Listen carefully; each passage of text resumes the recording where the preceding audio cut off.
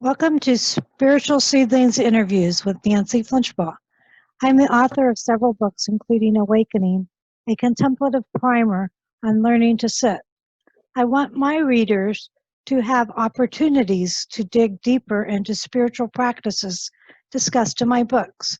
You can find out more about my books on my website at spiritualseedlings.com. Today, I'll be interviewing Linda Mikell. She's a labyrinth facilitator with the Veritas organization, who also has compiled and edited a book entitled Little Miracles on the Path.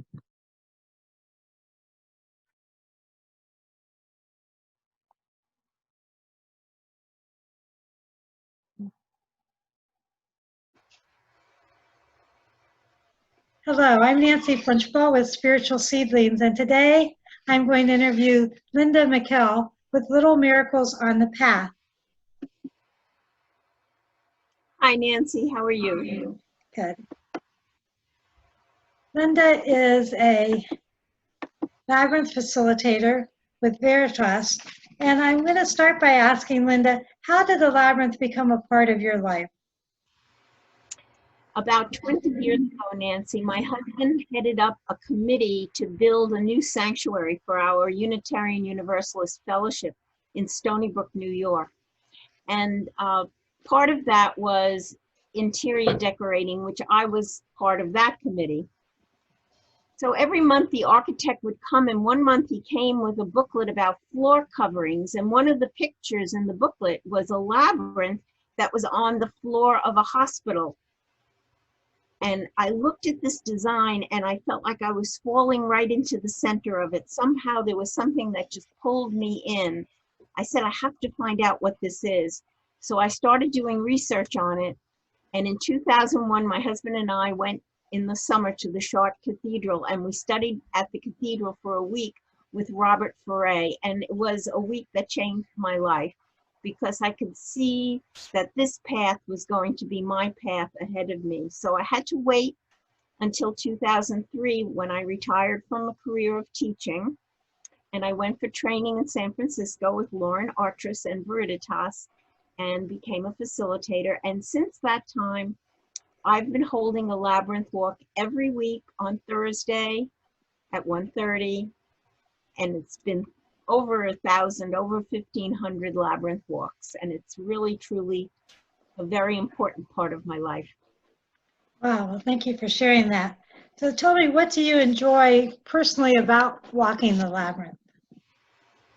Walking the labyrinth allows me to go deep into my heart, into my thinking, into my problems.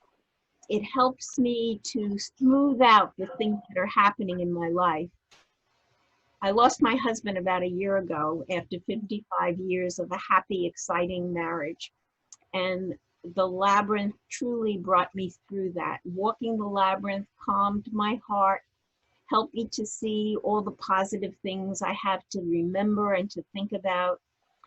And I know that this does the same thing for other people. So keeping the labyrinth walks going, I know that it helps other people, and that in turn helps me.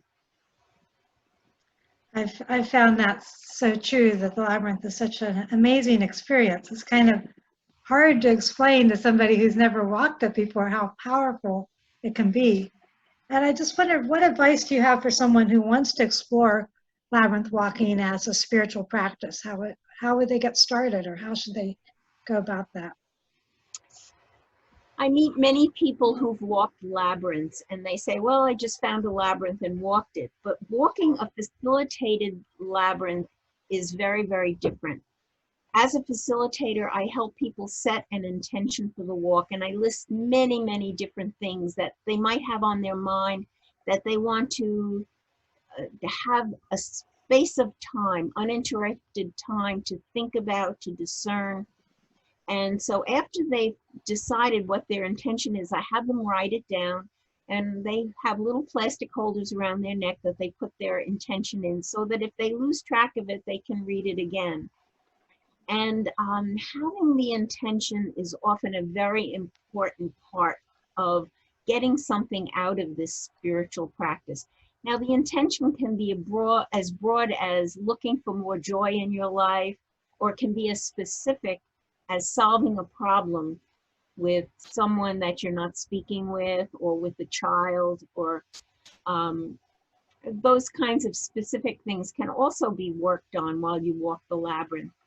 Also, people who have creative blocks in their life, as you walk the labyrinth, you eventually come to an aha moment. I've seen people rush off the labyrinth to write in their notebooks because they've had this time without interruption to go deep into their thinking and their creativity, and they find the little thing that helps them out of their block. So my recommendation would be to try and walk a labyrinth with a facilitator. If you can't, I would read more of Lauren's teaching about facilitated walks, and then be your own facilitator as you walk the labyrinth. But I think to get the most out of it, there is a process that you need to know about. And you're talking about Lauren Artrist with the Veritas organization, and she's written a few books on the labyrinth, and I'll put some references to that at the end of this interview for the people that may want to explore that. So tell me a little bit about Miracles on the Path. How did you get started on this project, and what kind of stories do you get?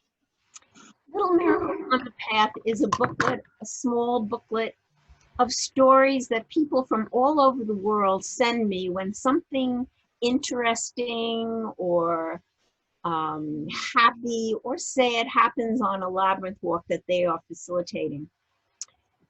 So I started it, I guess, about 15 years ago, and it started with a very interesting happening, and I'm going to read it to you. It's on the first page of the book. It's called Rainbow Circle. It was a nasty, rainy, dark day on April 15th as we blocked the windows, unfolded the canvas labyrinth, and set out the candles. We changed the direction of the entrance and exit of the labyrinth for the first time. Instead of a north-south orientation, we set it up in an east-west orientation.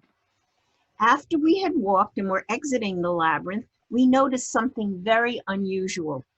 There, at the base of the podium at the front of the room, right at our feet, was a perfect 10-inch circle of a rainbow. What a gift! I had never seen a rainbow in a circle shape.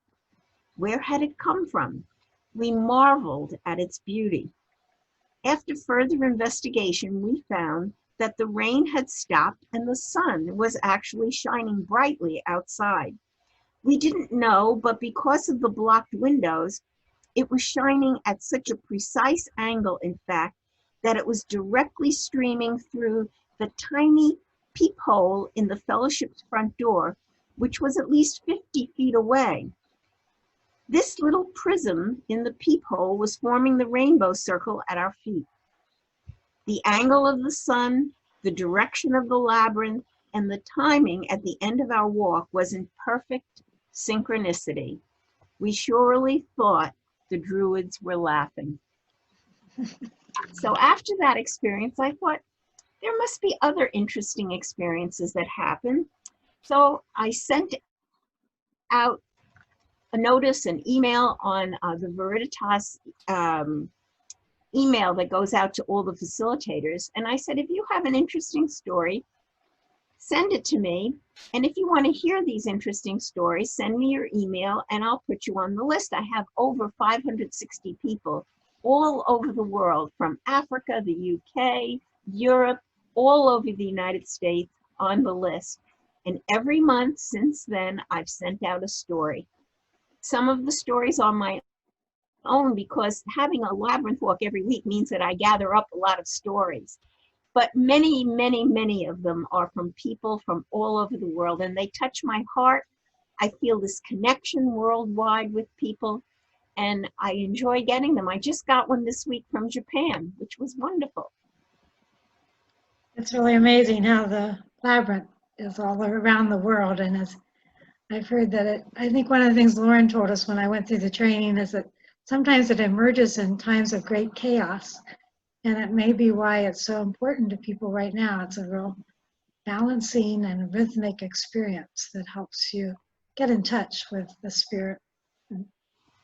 I agree with you, and I have been looking into researching the reconciliation labyrinth, which was used in South Africa during apartheid.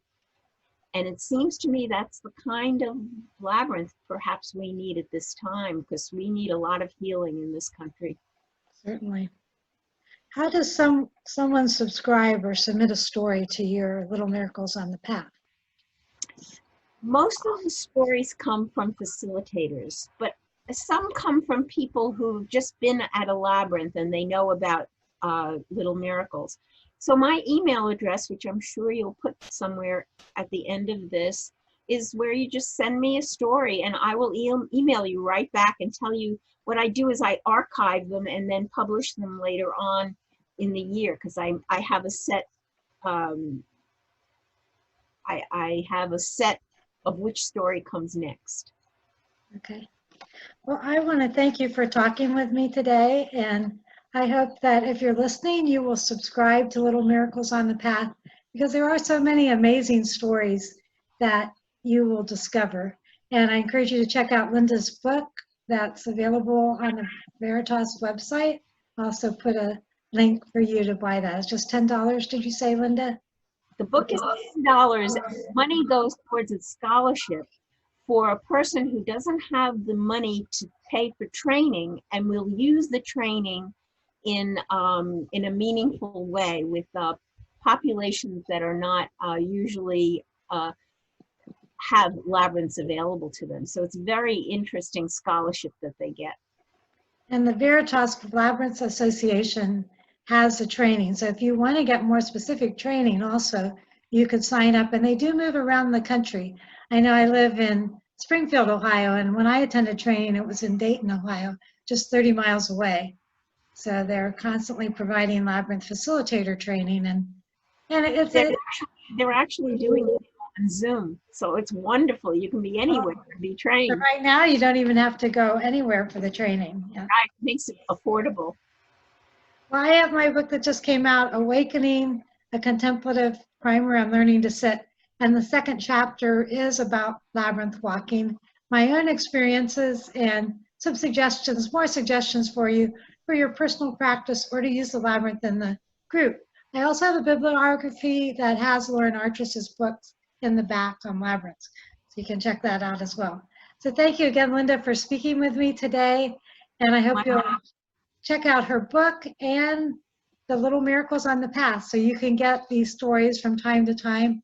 And there are also opportunities online, not only for training, but labyrinth walking. And I'll put some links for you as well as we're ending this video. Thank you so much, Linda.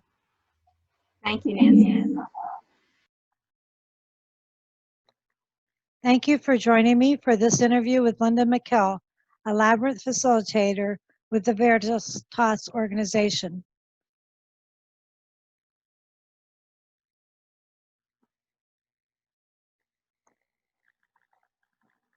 If you would like to contact Linda, you can reach her by email at edlinmik9@gmail.com. She welcomes your labyrinth stories for consideration to be included in Little Miracles on the Path. Linda's book is Little Miracles on the Path, available for $10 plus shipping from veriditas.org. Veritas is an organization dedicated to inspiring personal and planetary change and renewal through labyrinth experience. Check out their website for many labyrinth resources, and you also can sign up for facilitator training. Linda's book helps with a scholarship fund for labyrinth facilitator training, which is now available online.